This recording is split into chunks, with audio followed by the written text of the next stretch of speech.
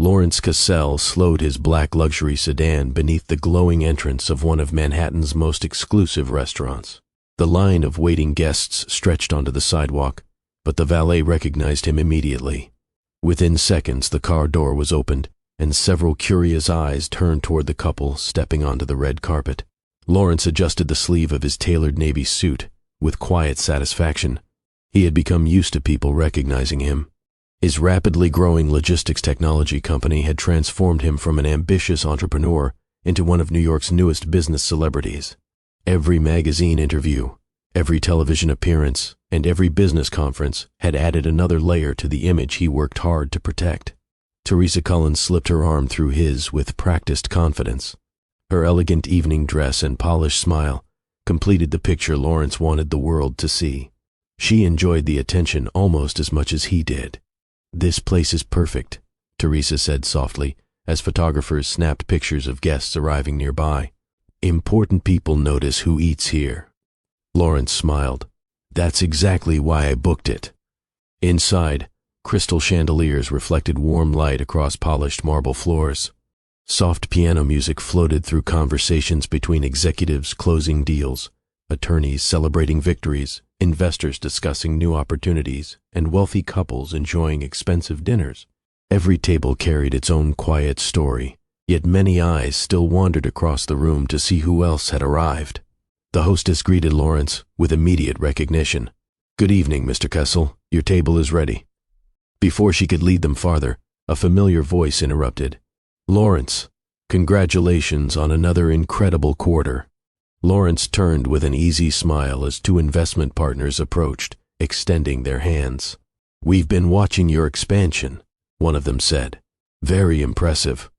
"Thank you," Lawrence replied. "We're only getting started." Teresa stepped forward before anyone could continue. "I'm Teresa Cullen," she said confidently. "I oversee the company's public image." The investors greeted her politely. One of them laughed. "You've certainly helped make Lawrence impossible to miss these days." Teresa returned the smile. "Successful companies need successful stories." Everyone chuckled. Another investor glanced around before asking, "Didn't your former wife help during the early years?" Teresa answered before Lawrence opened his mouth. She handled office administration back when the business was much smaller. She shrugged casually. "Sometimes people are only meant for one chapter. Growth usually requires different people." Lawrence laughed along with everyone else. "I suppose every company has to evolve." The conversation moved forward, but those few words quietly erased years of sacrifice. No one mentioned the countless nights Betty Gabriel stayed awake balancing payroll while cash reserves barely covered expenses. No one mentioned the supplier contracts she negotiated when vendors threatened to walk away. No one mentioned the budgeting systems she personally designed that kept the business alive through its hardest years.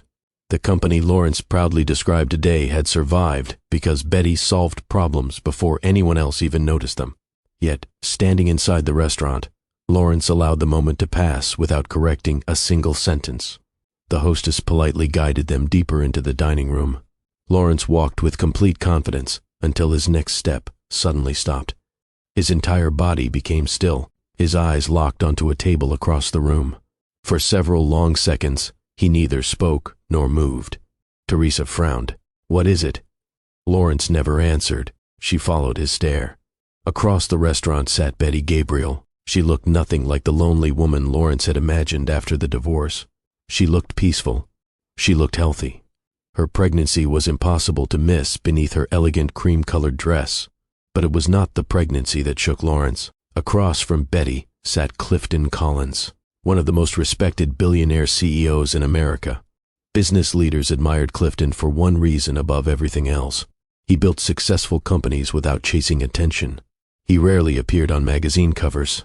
He almost never gave interviews. He believed results always spoke louder than publicity. Financial reports, charts, and contracts covered the table between him and Betty. Neither of them appeared distracted by the luxurious restaurants surrounding them. They studied numbers, exchanged ideas, occasionally smiled. The ease between them revealed something Lawrence never expected.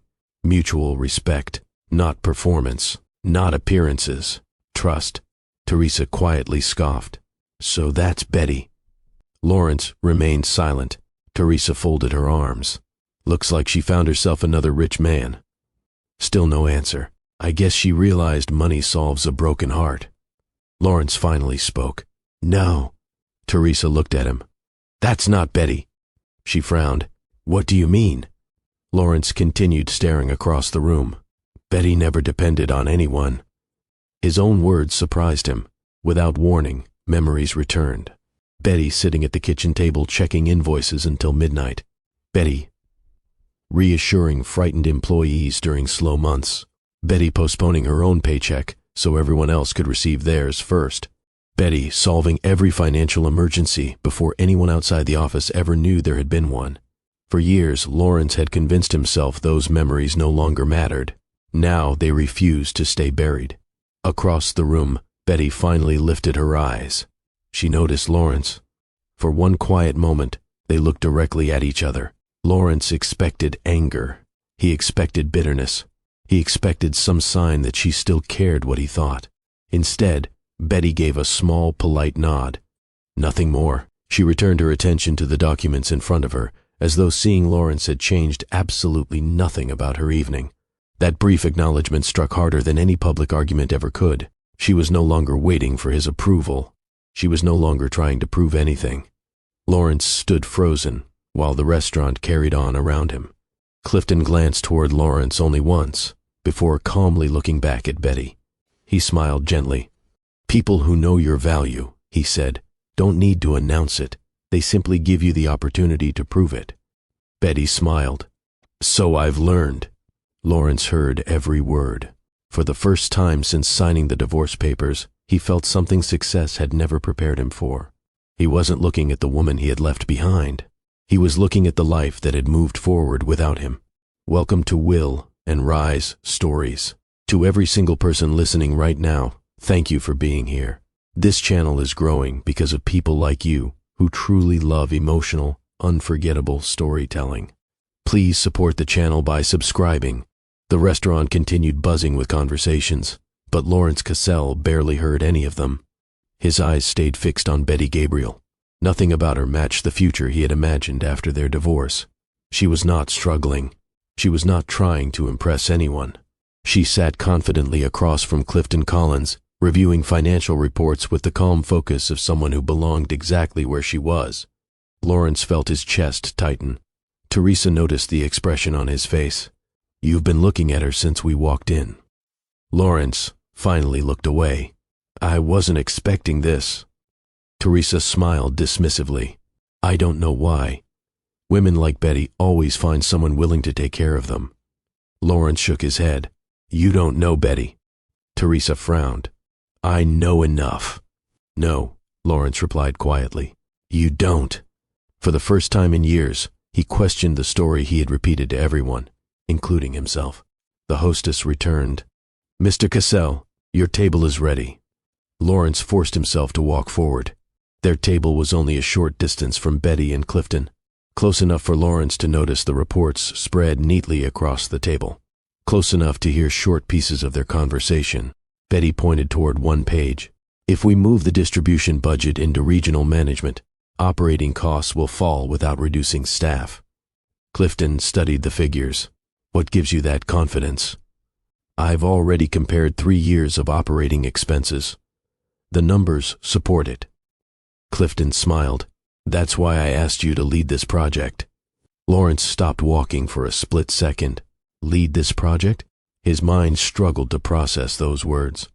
Teresa gently touched his arm. Come on. They reached their table. A server handed them menus. Neither of them opened one. Lawrence looked toward Betty again.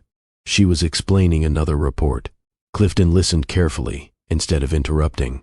When Betty finished, he nodded with genuine respect. I've worked with executives who needed hours to explain less than you solved in 5 minutes. Betty smiled. I just follow the numbers. Lawrence remembered hearing that sentence before. Years earlier, Betty had said the same thing whenever the company faced financial trouble. Back then, he admired her ability to solve problems. Later, he stopped noticing.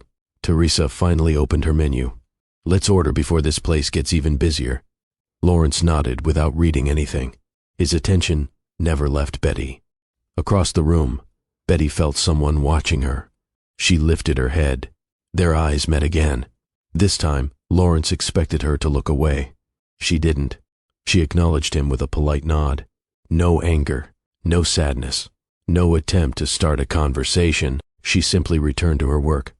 Lawrence looked down at the table. That simple gesture hurt more than any argument.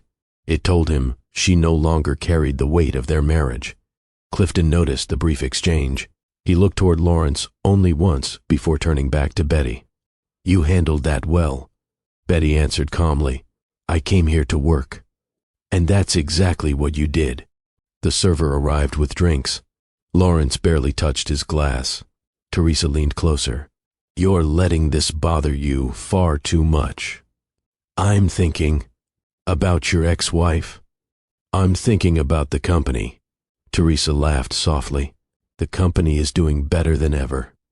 Lawrence wanted to believe her. Investors praised every quarterly report. Business magazines celebrated his leadership. New contracts arrived almost every week. Everything suggested he had made the right choices. Yet nothing he saw across the room supported the story he had been telling himself. If Betty had truly contributed so little, why would someone like Clifton Collins trust her with important financial decisions? The question refused to leave his mind. Dinner was served. Teresa talked about upcoming interviews, media appearances, and investor events. Lawrence answered with short replies. His attention stayed divided. Across the room, Betty and Clifton finished reviewing the last document. Clifton closed the folder. "I've made my decision." Betty looked at him. "I hoped you would. I want you leading the entire restructuring project." Betty smiled with quiet gratitude. "I won't disappoint you." "I know." Lawrence heard enough to understand one thing. Betty had not been invited to dinner because of sympathy. She had earned her place. For the first time since their divorce, Lawrence realized something he had refused to admit. The woman he dismissed had not disappeared after leaving his life. She had simply found a place where someone recognized her worth. That thought stayed with him long after the dinner ended. Lawrence drove home after dinner, but his thoughts never left the restaurant. Every time he closed his eyes, he saw Betty sitting confidently beside Clifton Collins. He remembered the respect in Clifton's voice. He remembered Betty explaining financial reports with complete confidence. Most of all, he remembered something he had spent years trying to forget. The company had not started as the success everyone admired today. It began inside a small rented office with worn furniture, outdated computers, and bills arriving faster than payments. Lawrence focused on finding customers. Betty made sure the business stayed alive. She organized every invoice. She tracked every expense. She knew exactly how much money remained in every account. Whenever suppliers demanded payment, Betty called them personally. She negotiated extra time. She protected relationships. She made promises she always kept. More than once, those conversations saved the company. During one difficult winter, cash became so tight they could barely cover payroll. Lawrence paced around the office. "I don't know how we're going to pay everyone." Betty stayed calm. "We will." "How?" "I'll figure it out." She spent the entire afternoon calling vendors. She delayed payments that could wait. She collected money from overdue invoices. She rearranged every available dollar without missing a single employee's paycheck. That Friday, everyone received their salaries on time. Nobody inside the company realized how close they had come to disaster. Lawrence celebrated landing another customer. Betty quietly balanced the accounts after everyone went home. That became their pattern. Lawrence built relationships outside the office. Betty protected everything inside it. As the business slowly grew, employees naturally turned to Betty whenever problems appeared. If payroll looked confusing, they asked Betty. If vendors questioned invoices, they called Betty. If customers disputed payments, Betty solved it. She never complained. She simply believed the company belonged to both of them. Years later, investors began showing interest. The meetings became larger. The opportunities became bigger. Lawrence enjoyed standing in front of conference rooms explaining his vision. Betty preferred sitting beside the financial reports. One investor looked across the table. "Who prepared these projections?" Lawrence answered immediately. "My team." Betty quietly looked down at her notebook. She had created every spreadsheet. She said nothing. After the meeting, Lawrence smiled. "That went well?" "It did. They believe we're ready to grow." Betty nodded. "We are, as long as we stay disciplined." Lawrence laughed. "You always worry. I protect what we've built." He kissed her forehead. "And that's why we're a great team." At that moment, he truly believed those words. But success slowly changed him. New investors wanted interviews. Business magazines requested photographs. Television programs invited him to discuss entrepreneurship. Reporters asked about his leadership. Few asked about Betty. Lawrence stopped mentioning her unless someone specifically brought her up. He told himself people only wanted the face of the company. Betty never complained. She kept improving financial systems. She introduced better reporting methods. She organized every department so the company could handle rapid growth. Employees noticed the difference immediately. Operations became smoother. Late payments almost disappeared. Departments communicated better than ever. Lawrence accepted praise wherever he went. Stayed inside the office, making sure every promise became reality. One evening, she carried 2 folders into Lawrence's office. "I finished the quarterly review." Lawrence looked up from his phone. "Leave it there. You should read it tonight." "I will." He never opened it. The following morning, he presented Betty's work during an executive meeting without realizing she had stayed awake until 2 o'clock preparing every detail. The executives applauded. Lawrence accepted their compliments. Betty quietly wrote notes for the next meeting. As months became years, that pattern repeated itself. Lawrence became the public face everyone recognized. Betty became the steady foundation almost nobody noticed. She accepted it because she believed they were still building one future together. She never imagined the day would come when the man she supported would begin believing he reached the top alone. That belief changed everything. Success brought Lawrence more attention than ever before. His calendar filled with investor meetings, interviews, and business dinners. Teresa Cullen became a regular part of those events. She handled media appearances, planned public campaigns, and constantly reminded Lawrence that successful people needed a polished image. "The company is becoming a national brand," Teresa often told him.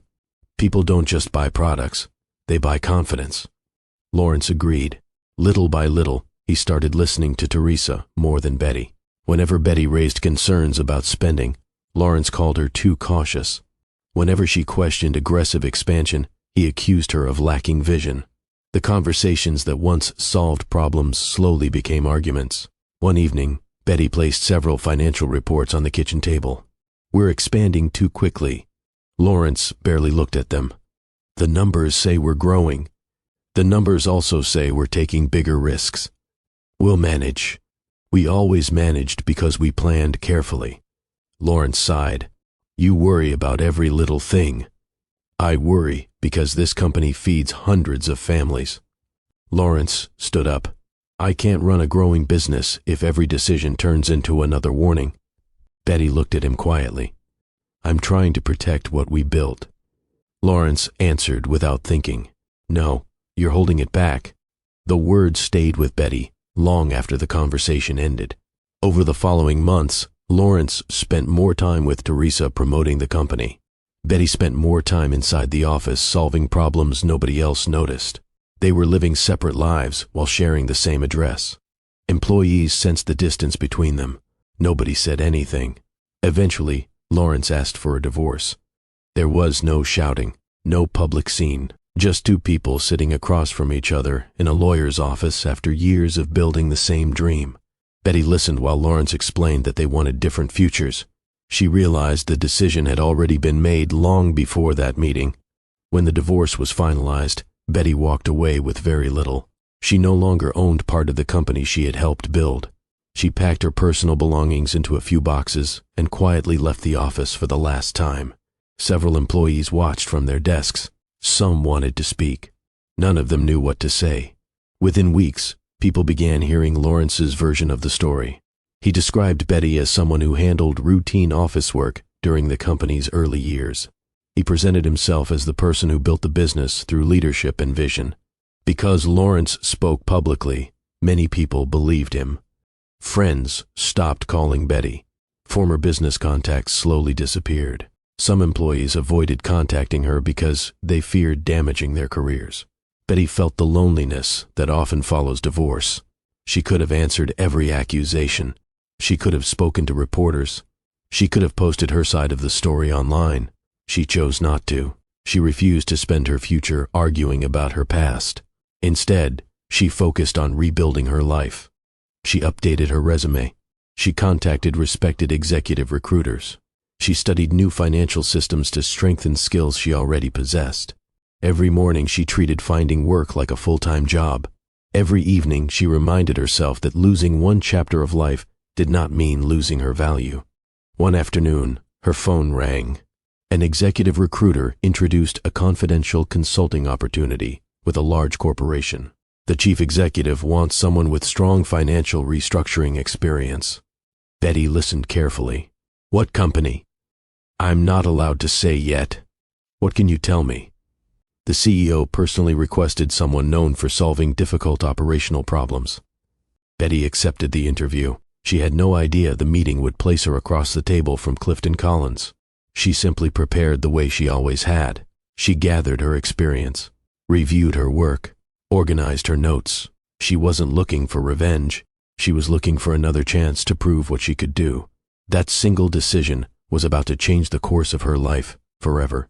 3 days after speaking with the executive recruiter, Betty arrived at the headquarters of Clifton Collins Corporation. The building reflected the company's reputation: professional, organized, efficient. Nothing felt designed to impress visitors. Everything existed to support the people working inside. A receptionist greeted Betty and escorted her to a conference room overlooking the city. A few minutes later, the door opened. Clifton Collins walked in carrying a thin folder. He smiled politely and extended his hand. Ms. Gabriel, thank you for coming. Thank you for inviting me. Neither wasted time discussing small talk. Clifton placed several financial reports on the table. I've read your resume. Betty nodded. I'd rather see how you think than hear you describe yourself. I prefer that. Clifton slid the first report toward her. Our Western Distribution Division has been losing money for 18 months. Betty scanned the numbers. She turned a few pages. Then another. Within minutes, she looked up. The problem isn't distribution. Clifton folded his hands. Explain. You're measuring warehouse performance using outdated reporting periods. She pointed to several figures. These expenses belong here, not here. She shifted another document. This supplier contract costs far more than comparable agreements. She flipped to another page. This department keeps ordering emergency shipments because inventory forecasts are inaccurate. Clifton listened without interrupting. Betty continued. If these 3 problems are corrected together, you'll reduce operating costs without laying people off. Clifton leaned back. You reached that conclusion in less than 10 minutes. The numbers already told the story. He handed her another report. This one. Betty studied it carefully. The reporting system creates duplicate approvals. She circled 2 sections. Your managers are wasting hours reviewing transactions that software should handle automatically. Clifton smiled. My technology team has debated that issue for 6 months. They're solving the wrong problem. She pointed toward another page. The process creates unnecessary work. Fix the process first. For the next 2 hours, Clifton presented one challenge after another. Betty answered every question with facts instead of guesses. When she needed another document, she asked for it. When information was missing, she said so. She never pretended to know something she could not prove. That impressed Clifton more than any correct answer. Finally, he closed the last folder. I've interviewed experienced executives from across the country. Betty waited quietly. Most tried to impress me. He smiled. You tried to solve problems. I came here to work. I can see that. Clifton stood and walked toward the window. Our toughest restructuring project has stalled for almost a year. He turned back toward Betty. I need someone willing to make difficult decisions without forgetting the people affected. Betty answered immediately. If people lose their jobs because of poor leadership, that's failure. I agree. If people keep their jobs because the business becomes stronger, everyone wins. Clifton nodded. That's exactly how I see it. He returned to the table. I'd like you to lead the entire restructuring project. Betty looked surprised. You've only known me for one afternoon. I've learned enough. He handed her a proposal. The position comes with full authority to review every department involved. Betty looked through the documents. There was no mention of Lawrence, no questions about her divorce, no suggestion that she had once been someone's wife. Everything focused on her experience and her ability. For the first time in years, someone had evaluated her only by her work. She looked back at Clifton. When do you want me to begin? Clifton smiled. Tomorrow morning. Betty accepted the offer. As she left the conference room, she felt something she had not experienced since before her marriage fell apart. Someone had finally recognized her value before hearing her story. Betty arrived before everyone else on her first morning. Instead of calling meetings, she walked through every department involved in the restructuring project. She introduced herself to supervisors. She spoke with warehouse employees. She asked accountants how reports moved through the system. She listened far more than she spoke. By the end of the day, she had filled an entire notebook with observations. The following morning, department managers gathered for their first meeting with her. Some expected another executive who would make decisions without understanding daily operations. Betty quickly changed that impression. She projected the company's operating reports onto a large screen. I spent yesterday learning how each department works, she said. Today I'd like to show you where we're losing money. No one interrupted. She highlighted duplicate approval processes. She identified delayed inventory updates.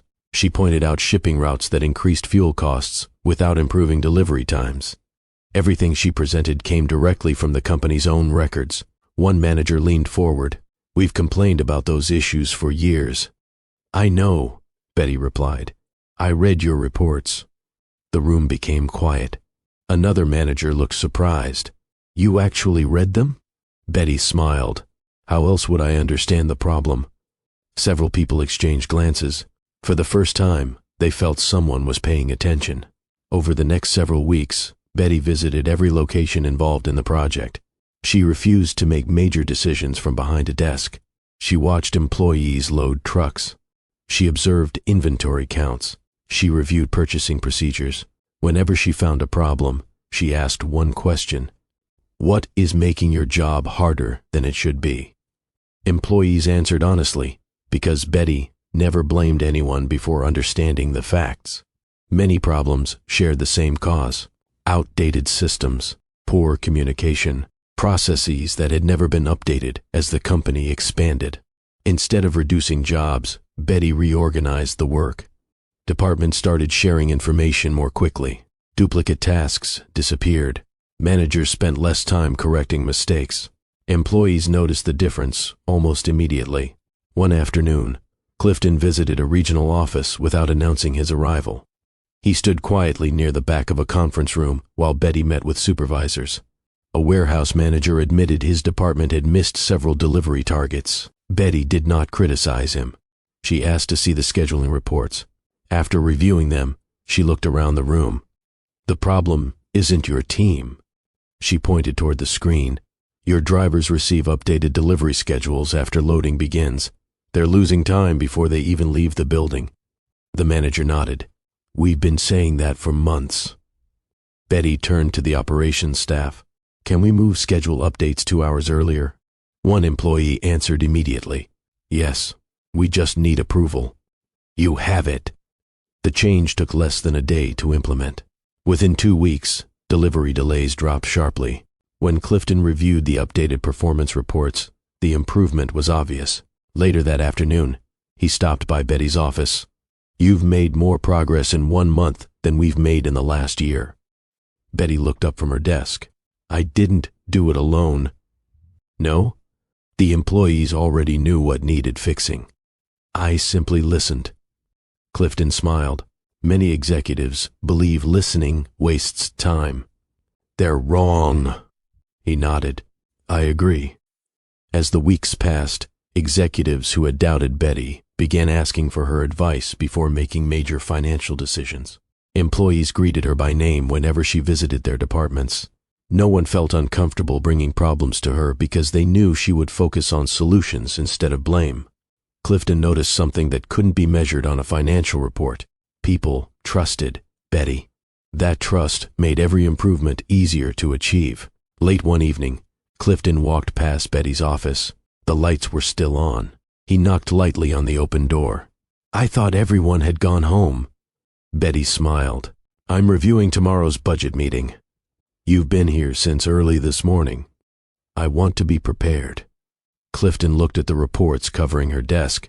You work hard. So does everyone else here. He nodded. That's one reason they respect you. Betty appreciated the compliment, but quickly returned to her work. Neither of them blurred the line between professional respect and personal feelings. Their partnership continued to grow because it rested on competence, honesty, and shared purpose. Neither realized that before long, Betty would uncover something hidden inside the records she had carried away from her old life, and that discovery would change far more than either of them expected. Nearly 2 months passed. Betty settled comfortably into her new role. The restructuring project stayed on schedule. Departments worked together more efficiently. Employees who once feared layoffs now believed the company could become stronger without sacrificing good people. Outside work, Betty finally began organizing the boxes she had carried from her old home after the divorce. Most had remained unopened. One Saturday morning, she spread everything across her living room floor. Old tax returns, insurance papers, personal notebooks, canceled checks, supplier agreements. Most of it belonged to another chapter of her life. She sorted each folder into neat stacks. Some went into storage, others went into the trash. Then she reached a plain storage folder with no label. She opened it. Inside were financial reconciliation reports she had prepared during Lawrence's early years in business. She recognized her own handwriting immediately. Every page contained notes she had made while balancing company accounts. She smiled briefly. Those reports reminded her how carefully she had managed every dollar. She almost closed the folder. Instead, she remembered reading a recent business article praising Lawrence's record profits. Curiosity led her to open the article again on her laptop. The company had reported another remarkable quarter. Betty compared the published figures with the records in front of her. Something immediately felt wrong. She looked again. Then she checked another report. Revenue appeared much higher than expected. Several operating expenses seemed unusually low. She assumed she had overlooked something. She closed both files. Later that evening, she opened them again. This time she compared the dates carefully. Every discrepancy appeared after she had left the company. She pulled another folder from the box. Inside were supplier contracts she had negotiated years earlier. She compared those agreements with publicly available financial information. Several payment amounts no longer matched the original contracts. Some obligations appeared much smaller than they should have been. Others seemed to have disappeared completely. Betty frowned. She refused to jump to conclusions. There has to be an explanation. She opened a spreadsheet on her computer. One comparison became 5. 5 became 10. She organized every figure by date. Then she added copies of the original contracts beside the published reports. A pattern slowly emerged. Revenue had been recorded earlier than expected. Certain liabilities had been delayed. Contract values no longer matched the original agreements. Each issue looked small by itself. Together, they painted a very different picture. Betty leaned back in her chair. She felt no satisfaction, only concern. Thousands of employees depended on that company. Many retirement funds had invested because they trusted the financial reports.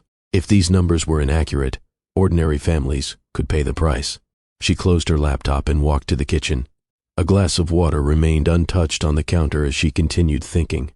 This was no longer about Lawrence. This was about responsibility. The following Monday, Betty requested a private meeting with Clifton. He welcomed her into his office. You sounded serious. I am. Betty placed several folders on his conference table. I found these while organizing my records. Clifton looked at the documents. What am I looking at? Original financial reports I prepared before leaving Lawrence's company. She carefully explained every comparison. She showed the supplier contracts. She pointed to reporting dates. She highlighted differences between the original records and the financial information later presented to investors. Clifton listened without interrupting. When she finished, he asked only one question. What do you want to do? Betty answered immediately. I don't want revenge. Clifton nodded. I believe you. I only want to make sure innocent people aren't hurt if these records point to something larger. Clifton studied the documents again.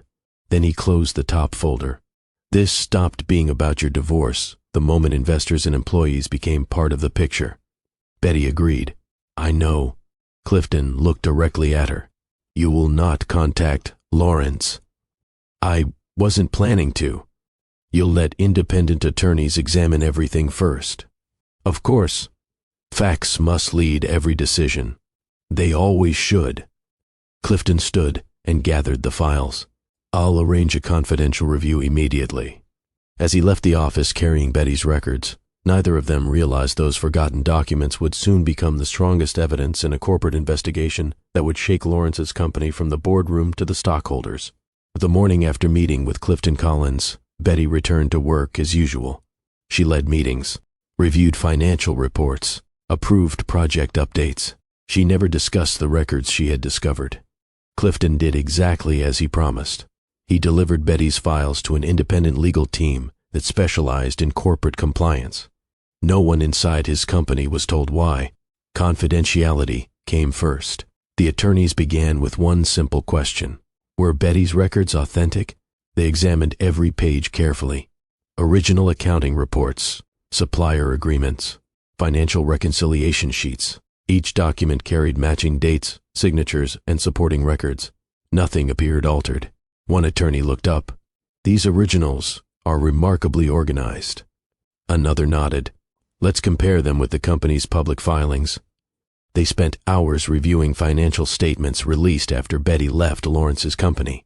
One difference led to another. Revenue appeared earlier than supporting documents justified. Operating costs appeared later than expected. Several financial obligations no longer matched the original agreements. The attorneys refused to reach conclusions too quickly. Instead, they requested additional records from public sources. Bank filings, archived corporate reports, vendor information available through legal channels. Everything was compared line by line. The pattern continued. Nothing supported the possibility of simple bookkeeping mistakes. The differences followed the same direction every time. Late that afternoon, Clifton joined the meeting. Where do we stand? One attorney answered carefully. We're not ready to accuse anyone. Clifton nodded. I wouldn't expect you to. But these discrepancies deserve immediate legal attention. Another attorney placed both hands on the conference table. If these original records continue matching outside evidence, regulators should be informed. Nobody celebrated. The room remained focused. Clifton looked toward Betty. Do you have anything else to add? Betty answered calmly. No. The attorneys looked at her. She continued. My responsibility is to explain how the original reporting system worked. She pointed toward several reports. I prepared those documents before leaving the company. She moved another folder forward. Everything after that belongs to records created without me. One attorney asked, Can you explain your reporting process? Betty answered every question directly. She described how expenses were recorded, how supplier contracts were tracked, how reconciliation reports were completed. She never guessed. Whenever she didn't know something, she simply said so. The attorneys appreciated her honesty. One of them quietly remarked after the meeting, She's answering like a financial officer, not someone trying to settle personal scores. Another agreed. That makes her far more credible. Over the following days, the legal team requested additional documentation through proper channels. Each new record strengthened the timeline. Every original document Betty had preserved matched independent financial evidence. The attorneys completed their preliminary review. Their conclusion was unanimous. The records pointed to reporting practices that required formal investigation. Clifton closed the final report. "We move forward professionally." Everyone agreed. Betty gathered her notes. She felt no victory. She had once helped build Lawrence's company from the ground up. Many honest employees still worked there. Many families depended on those paychecks. She hoped the evidence would protect innocent people before greater damage could occur. The investigation was no longer driven by opinions. From this point forward, every decision would be guided by facts, original records, and independent verification. While attorneys continued reviewing Betty's records, Lawrence believed everything at his company was moving in the right direction. New contracts arrived. Investors praised another strong quarter. Business magazines highlighted the company's rapid growth. Lawrence focused on expansion. He wanted offices in more cities before the end of the year. Inside the company, not everyone shared his confidence. The chief financial officer, Gavin Mercer, entered Lawrence's office carrying several audit requests. "We've received another list from the external auditors." Lawrence looked up briefly. "Anything unusual?" "They're asking for additional supporting records." "They always ask questions." Gavin remained serious. "This time they're asking for older financial documents." Lawrence leaned back.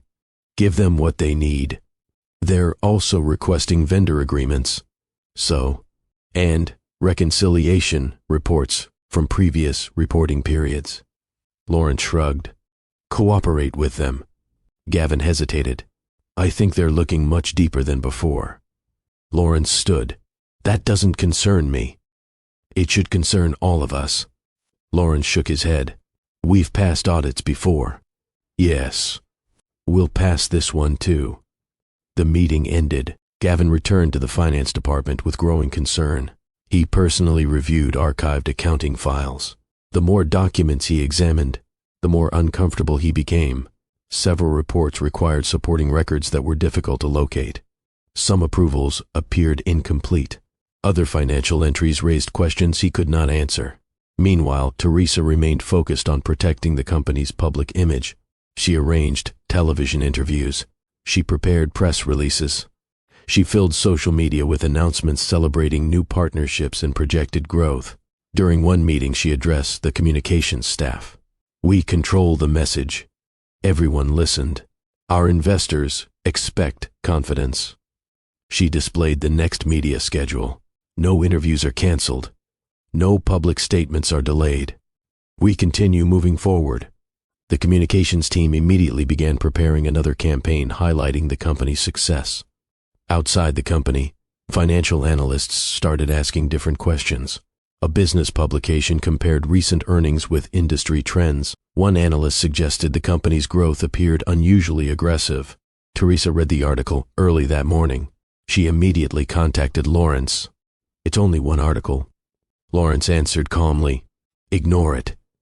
I'd rather respond before more people notice. Don't create attention where none exists." Teresa accepted his decision. She issued another positive statement, emphasizing continued expansion and strong investor confidence. For a short time, the strategy worked. Most investors remained optimistic. Inside Clifton Collins Corporation, the legal review continued quietly. Independent attorneys submitted additional requests through proper legal channels. Banks provided transaction records. Several vendors confirmed original contract amounts. Archived financial reports were compared against Betty's preserved records. Each comparison strengthened the same timeline. Nothing depended on personal opinions. Everything depended on documentation. One attorney looked across the conference table. The original supplier agreements match Betty's files exactly. Another added, "The published reports don't." Clifton asked one question. "Can you explain the differences?" "Not with the records we've reviewed." The attorneys continued organizing every document by date. Each piece of evidence supported the previous one. The timeline became clearer with every review. Back at Lawrence's company, Gavin requested another private meeting. "I've found reporting differences I can't explain." Lawrence looked irritated. "We're preparing for another expansion." "I understand. I don't have time for unnecessary concern." Gavin placed several reports on the desk. "I believe these deserve attention." Lawrence glanced at the first page. We'll review them later. We should review them now. Lawrence pushed the reports aside. The auditors haven't accused us of anything. No, they're simply asking questions. Gavin looked directly at him. Sometimes the right questions matter more than accusations. Lawrence ended the conversation. I've made my decision. Gavin quietly collected his notes and left the office. For the first time since joining the company, he no longer felt confident that leadership understood the seriousness of the situation. Across the city, investigators continued gathering records from independent sources. Every bank statement, every vendor confirmation, every archived filing, every financial report. Each document moved the investigation one step closer to the truth. Lawrence still believed he was protecting a successful company. He had no idea that the evidence against it was becoming stronger every single day. The investigation continued without interrupting Betty's daily work. Every morning she arrived early. She reviewed budgets, met with department heads, visited project teams. The restructuring project stayed ahead of schedule. Operating costs continued falling. Employee confidence continued rising. Anyone watching Betty would have believed everything in her life was finally moving in the right direction. Only Clifton knew how heavily the investigation weighed on her. One evening, after a long executive meeting, he noticed Betty sitting alone in a conference room reviewing the latest project reports. He stepped inside. Still working? Betty smiled faintly. The work isn't the problem. Clifton sat across from her. You're thinking about Lawrence's company. She nodded. I never wanted any of this. I know. I wanted to rebuild my life. You have. But thousands of people still work there. She looked down at the report in front of her. They trusted the company. They trusted the people leading it. Clifton listened without interrupting. Betty continued. I keep thinking about the employees. They show up every morning believing everything is fine. If these records are accurate, many of them could lose far more than a paycheck. Clifton answered calmly, That's exactly why you brought the documents forward. I wasn't trying to destroy anyone. I know. You were trying to protect people before the damage became worse. Betty looked at him. Some days I wonder whether I should have simply thrown those records away. Clifton shook his head. If you had, you would have spent the rest of your life wondering how many innocent people paid the price. Betty slowly nodded. She knew he was right. For several moments, they discussed the employees affected by corporate failures they had both witnessed throughout their careers. Neither conversation centered on Lawrence. Neither conversation centered on revenge. Everything centered on responsibility. That shared belief brought them closer than either expected, not because of romance, because both believed leadership meant protecting people before protecting reputations. The following week, Clifton invited Betty to visit one of the company's regional facilities. The restructuring there had been completed ahead of schedule. As they walked through the warehouse, employees greeted Betty warmly. Several thanked her for improving outdated procedures. One supervisor smiled. My team finally spends time doing the job instead of fixing paperwork. Another employee added, My family was worried we'd lose our jobs. You gave us a chance to prove ourselves. Betty smiled. You earned that chance. Clifton watched every conversation. Nobody thanked Betty because of her title. They thanked her because she listened. On the drive back to headquarters, Clifton finally spoke. Do you know why people trust you? Betty looked over. I've never thought about it. They know you'll tell them the truth. She smiled. I learned that from people who raised me. And you've never forgotten it. Back at headquarters, another confidential meeting was already underway. Independent attorneys had completed another review. New banking records matched Betty's original reports. Vendor confirmations matched the original contract values she had preserved. Archived emails confirmed when several financial changes first appeared. Every new document strengthened the same conclusion. One attorney organized the evidence into chronological order. He placed the final report on the table.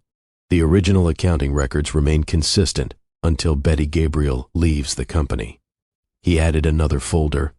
Every significant reporting difference begins after that point. Another attorney nodded. We now have independent support from banks, vendors, archived financial records, and internal correspondence. Clifton reviewed the completed timeline. There was no missing gap, no unexplained jump. Every document connected naturally to the next. The evidence no longer suggested isolated accounting mistakes. It showed a clear pattern. Clifton closed the file. "Is the timeline complete?" One attorney answered, "Yes. It establishes when the reporting changed. It identifies how the reporting changed. And it confirms the changes occurred after Betty left the company." Clifton nodded. "Then we're ready for the next step." Across the city, Lawrence ended another successful meeting with investors. He walked out smiling beside Teresa, completely unaware that a detailed timeline had just been completed. By the end of that day, federal investigators possessed a complete record showing exactly when the company's financial reporting changed and how those changes developed after Betty Gabriel walked away.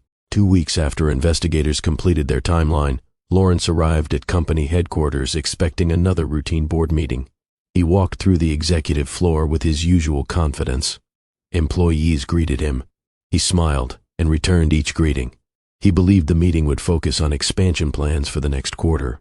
Teresa walked beside him. "I'll finish preparing the media package while you're with the board." Lawrence nodded. "We'll probably announce another growth strategy this afternoon." "I'm ready." She headed toward her office. Lawrence continued to the boardroom. The moment he opened the door, he realized something was different. The atmosphere was unusually serious. Every board member was already seated. Independent auditors occupied one side of the room. Outside attorneys sat beside them. Several representatives from federal regulatory agencies observed quietly from the back. No one smiled. Lawrence looked around the room. "I wasn't expecting such a full audience." The chairman answered calmly, "Please, have a seat." Lawrence sat down. He noticed several thick folders placed in front of each director. The chairman began immediately. "This meeting concerns the accuracy of financial information presented to the board and to investors." Lawrence remained calm. "Our accounting department has fully cooperated with every audit request." The lead independent auditor opened the first folder. "We appreciate that cooperation." He projected several financial reports onto a large screen. "We've completed an extensive review of company records." Lawrence folded his hands. "What did you find?" The auditor pointed to the first report. "This quarterly statement recognizes revenue before supporting documentation confirms payment." He displayed another report. This liability was moved into a later reporting period. A third document appeared. The reported contract value differs from the original agreement. Lawrence spoke immediately. "Those differences have reasonable explanations." The auditor nodded. "We expected you might say that." He placed another document on the screen. "This is the original financial reconciliation report." Lawrence looked closely. His expression changed. He recognized the handwriting immediately. "Betty." The room remained silent. The auditor continued. "This report was prepared before Ms. Betty Gabriel left the company." He displayed another document beside it. "This is the financial statement later presented to investors." The differences were impossible to miss. The chairman looked directly at Lawrence. "Can you explain why these records no longer match?" Lawrence answered carefully. "I haven't reviewed every accounting adjustment personally." The auditor continued without raising his voice. "We didn't rely on a single document." Another screen displayed supporting evidence: original supplier contracts, bank confirmations, archived accounting reports, vendor records. Every document supported the same timeline. The outside attorney spoke next. Each record was independently verified. Another folder was opened. The original records remained consistent until Ms. Betty Gabriel left the company. The chairman turned another page. Every significant reporting difference appears after her departure. Lawrence felt the room closing around him. He looked from one document to another. Each page supported the previous one. Every answer led to another question. The chairman spoke again. "Mr. Cassell, these materials were not provided by one source. They have been confirmed independently." Lawrence remained composed, but his confidence was fading. "I'll need time to review everything." "You'll have that opportunity." The lead auditor closed his file. Our responsibility today is simply to present the evidence. The chairman nodded and determined the company's immediate response. Outside the boardroom, Teresa checked her phone. Several scheduled interviews had suddenly been canceled. 2 major investors requested urgent updates. A financial news outlet asked for an immediate statement regarding an internal investigation. Teresa frowned. She called Lawrence. His phone remained on silent inside the boardroom. Back inside, the chairman placed one final folder in front of every director. This contains the complete investigative timeline. Lawrence opened it slowly. Every page pointed to the same conclusion. The records Betty had quietly preserved years earlier had become the foundation of the investigation that now threatened everything he had spent years building. The chairman closed the final folder and looked around the room. No one in this room is being asked to make assumptions. He looked toward Lawrence. We're making decisions based on verified records. Lawrence sat upright. I want to respond to every document. You will. The chairman nodded toward the outside attorneys. They've reviewed every explanation already provided. One attorney stood. During this review, we also interviewed current and former members of management. He opened another file. Several concerns had been reported internally long before today. The board members listened closely. The attorney continued. Warnings were raised about reporting practices. Those warnings were never fully addressed. He placed another report on the table. Supporting records confirmed those concerns. Lawrence remained silent. Another document was distributed to every director. It showed internal compliance reports that had been preserved before the investigation began. The chairman looked at Lawrence. These reports should have received immediate attention. Lawrence answered carefully. I relied on the information presented to me. One director responded, as chief executive, that responsibility still rested with you. The room became quiet again. No one argued. No one raised a voice. The facts carried more weight than emotion. The chairman spoke once more. Until this investigation is complete, the board must protect the company, its employees, and its investors. He looked around the table. I am recommending that Lawrence Cassell be placed on administrative leave, effective immediately. One by one, the directors voted. Every hand supported the recommendation. The decision was final. The chairman turned back toward Lawrence. Your authority as chief executive is suspended. You will no longer approve financial decisions. You will no longer represent the company publicly. Your access to company financial systems ends today. A member of corporate security entered quietly. He approached Lawrence respectfully. Mr. Cassell, I'll need your company identification and access card. Lawrence looked around the room. No one objected. No one defended him. He slowly removed his identification badge and placed it on the table. Next came his electronic access device. The security officer accepted both. Thank you. Lawrence stood. Without another word, he walked toward the door. Outside, Teresa immediately noticed him. You're finished already? Lawrence did not answer. She looked at his face. What happened? Before he could speak, her phone rang. She answered. Her expression changed within seconds. I understand. She ended the call. The communications department has suspended every media appearance. Another message arrived, then another. Every scheduled interview had been canceled. Investors requested emergency meetings. Journalists waited outside company headquarters. Before Teresa could process everything, the chairman stepped out of the boardroom. Ms. Cullen. She turned.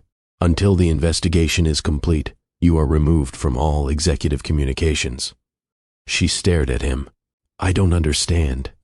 Public statements will now be handled through independent legal counsel.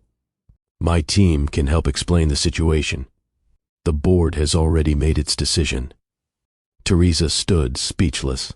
Everything she had spent years building disappeared within minutes. Across the city, financial news outlets interrupted regular programming. Breaking reports spread quickly through the business community. Questions replaced praise. Investors demanded answers. Banks delayed pending agreements. Employees checked their phones and read the headlines with growing concern. Inside Clifton Collins headquarters, corporate counsel entered Betty's office. "The board has acted." Betty looked up. "What happened?" "Lawrence has been removed from active leadership while the investigation continues." Betty slowly closed the report she had been reviewing. She felt no satisfaction, only sadness. She remembered the first small office where the company had started. She remembered employees celebrating their first profitable year. She remembered believing the business would always stand for honest work. Those memories still mattered to her. Clifton walked into her office a few moments later. He saw the expression on her face. "You thought this would feel different." Betty nodded. "I thought I'd feel relieved." "And now?"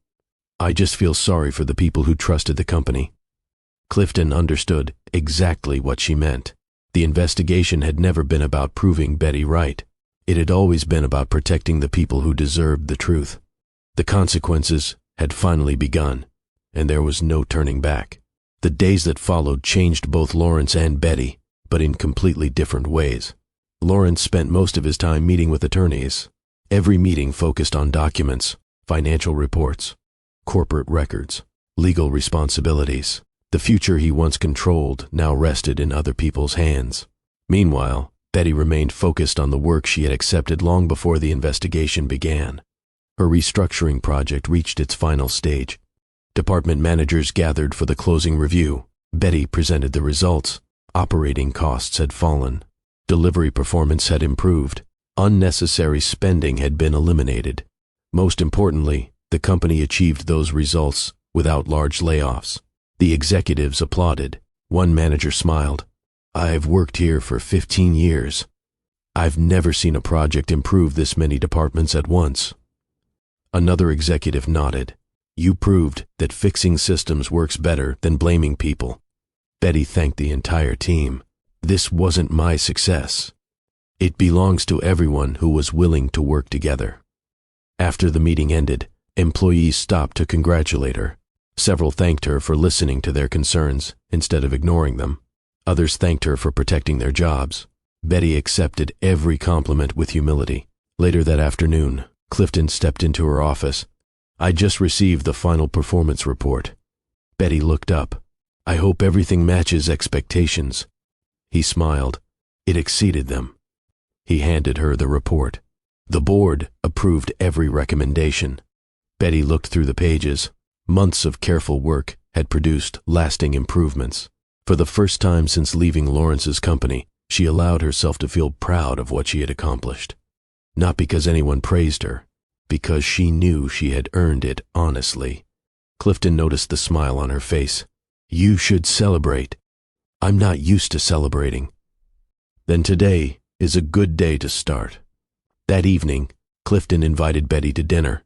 There were no executives, no financial reports, no business presentations. Just two people sharing a quiet meal after months of demanding work. They talked about their childhoods, their families, their first jobs, the lessons that shaped them long before either entered a boardroom. Betty laughed more than she had in years. Clifton noticed. "I think that's the first time I've heard you laugh like that." She smiled. "I guess life finally gave me a reason." He looked at her for a moment. "I've admired your judgment since the day we met." He continued. "Now I admire the person behind it even more." Betty met his eyes. Neither rushed the conversation. Neither tried to define what was happening. The friendship they had built through honesty and mutual respect was becoming something deeper. It happened naturally. Neither expected it. Neither forced it. As they left the restaurant, Clifton walked Betty to her car. "Thank you for tonight," she said. "I should be thanking you." "For what?" "You've reminded me that success means very little if people can't trust the person leading them." Betty smiled. "I feel the same."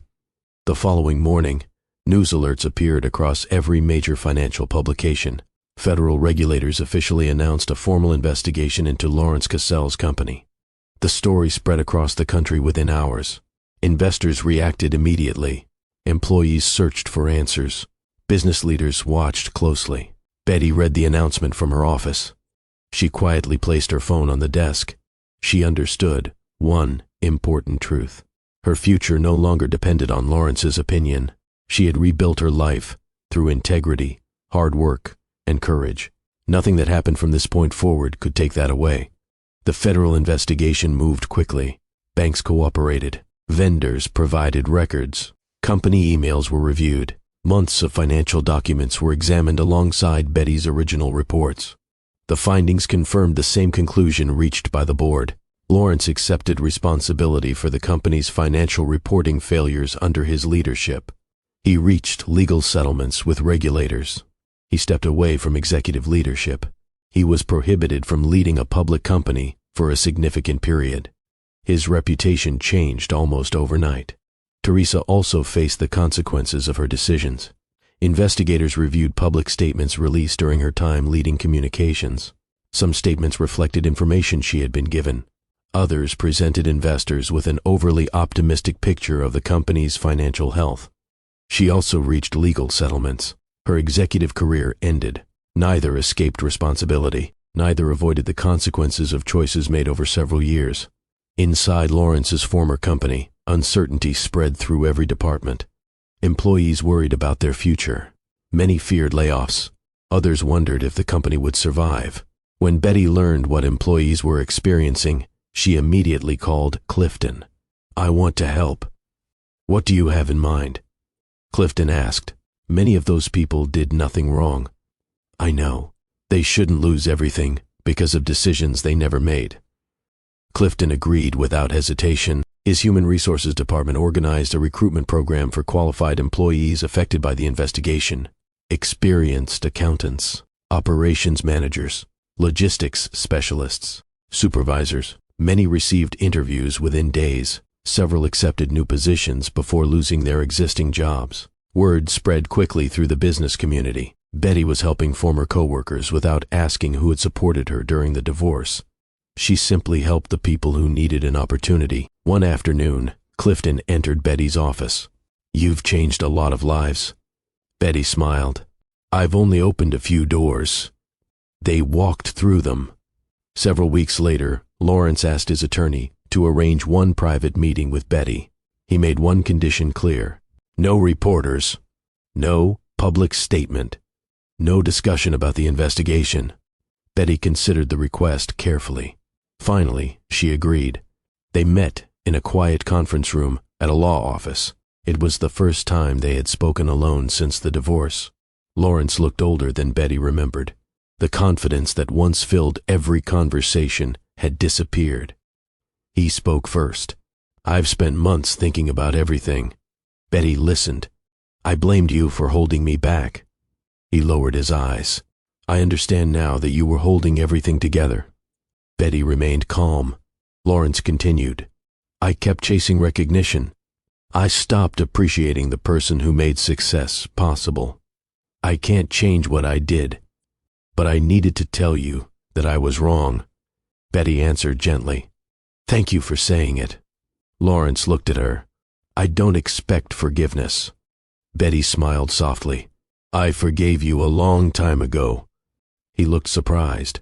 "You did?" "Yes." She continued. "Forgiveness doesn't erase consequences. It simply means I refused to let bitterness control my future."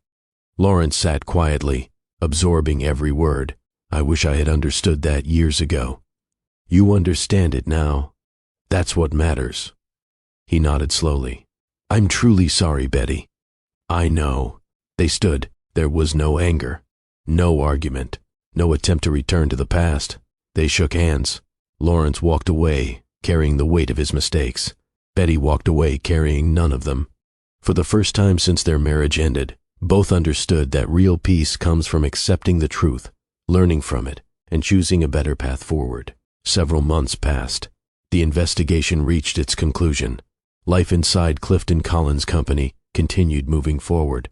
The restructuring project Betty had led became the model for improving other divisions. Executives began using her methods throughout the company.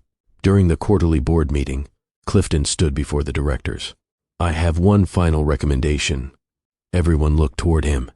"I recommend promoting Betty Gabriel to Executive Vice President of Financial Strategy." No one objected. Every director supported the decision. The chairman smiled. "I don't believe anyone has earned it more." When the meeting ended, Clifton walked into Betty's office. "I have some news." Betty looked up from her reports. "Good news or more work?" He laughed. "Both." He handed her the official letter. Betty read it slowly. Executive Vice President of Financial Strategy. She looked back at Clifton. "I wasn't expecting this." "You earned it. This isn't because of the investigation. No. It's because you've strengthened every department you've touched. You've earned the trust of employees, executives, and this board." Betty smiled. "Thank you." She accepted the promotion with the same humility that had guided her from the beginning. Nothing about her changed. She still arrived early. She still visited departments instead of staying inside her office. She still listened before making decisions. Employees respected her even more because success never changed the way she treated people. A few weeks later, Clifton invited Betty to visit the rooftop garden above company headquarters after work. The evening was quiet. The city lights stretched across the skyline. Neither of them spoke about business. They talked about family, about the future, about the kind of life they both wanted outside the office. Clifton smiled. "When I first met you, I thought I was hiring one of the best financial leaders I'd ever seen." Betty laughed softly. "And now?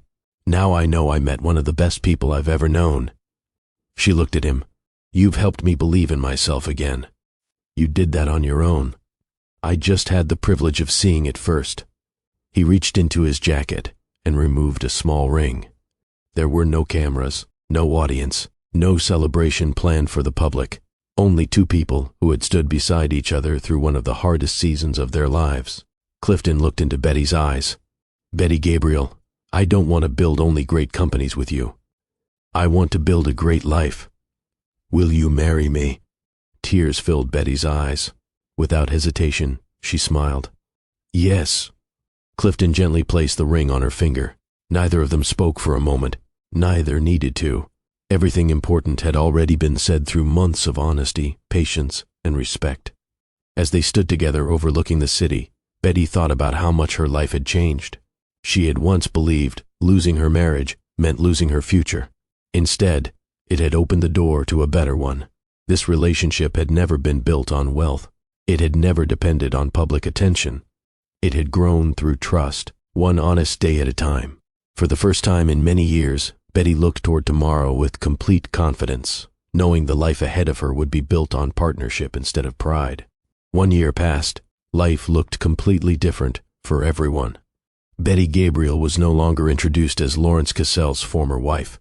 Across the business world, people knew her as one of the country's most respected financial leaders. Companies invited her to speak about responsible leadership, ethical business practices, and building strong organizations. She accepted only a few invitations each year. She always believed real work mattered more than public attention. Clifton Collins continued leading his company with the same discipline that had earned him respect long before he met Betty. Together, they expanded into new markets carefully. Every decision followed the same principle. Growth never came before integrity. Employees respected them because they practiced the values they expected from everyone else. A few months after their wedding, Betty gave birth to a healthy baby. The arrival of their child changed their lives in the best possible way. Business meetings remained important. Family became even more important. Late evenings, once spent reviewing reports, were now spent feeding their baby, reading children's books, and laughing over small moments at home. Clifton embraced fatherhood with complete commitment. He attended medical appointments. He changed diapers without complaint. He woke during the night whenever Betty needed help. For the first time in her life, Betty never felt she was carrying life's responsibilities alone. Their home was filled with peace because both of them believed partnership meant sharing every burden together. Across town, Lawrence was rebuilding his own life. He accepted a position as an operations consultant for a small manufacturing company. The office was modest. The salary was nothing like what he once earned. No reporters waited outside. No magazines requested interviews. His value depended entirely on the quality of his work. Lawrence welcomed the change. He spent his days helping managers improve inventory systems and reduce unnecessary costs. One evening, a young employee thanked him for staying late to solve a scheduling problem. Lawrence smiled. Years earlier, he would have asked someone else to handle it. Now he understood that leadership was measured by service, not status. He had lost the company he once believed defined him. In the process, he found humility. Teresa also rebuilt her life. She accepted a communications position with a nonprofit organization that taught financial responsibility to young adults. The work was quieter, the pay was lower, the purpose was greater. She often told new students, never protect an image at the expense of the truth. The lesson came from experience. She never forgot it. One Saturday afternoon, Betty and Clifton attended a community workshop for small business owners. The room was filled with families, retirees, young entrepreneurs, and people hoping to build better futures. Betty spoke about budgeting, keeping accurate records, treating employees fairly, making careful decisions before chasing rapid growth. She explained every lesson in simple language. Everyone understood. An older man raised his hand. "What helped you keep all those records for so many years?" Betty smiled. "My grandmother always told me something. If you live honestly, never be afraid of good records." The audience laughed. Then they applauded. After the workshop ended, several young women approached Betty. One had recently lost her business. Another was rebuilding after divorce. A third wanted to start her first company. They thanked Betty for proving that disappointment does not decide a person's future. Betty smiled warmly. "Never let another person's opinion become your identity." Those words stayed with them long after the conversation ended. Later that evening, Betty and Clifton stopped at a small neighborhood restaurant for dinner. Nothing about the place was expensive. They didn't need luxury to enjoy each other's company. As they waited for their meal, Betty noticed a husband proudly discussing his business while his wife quietly organized paperwork beside him. She smiled. Clifton noticed. "What are you thinking about?" Betty reached for his hand. "I'm grateful." "For what?" "I learned that losing the wrong person made room for the right one." Clifton smiled. "So did I." The years had taught every major character a different lesson.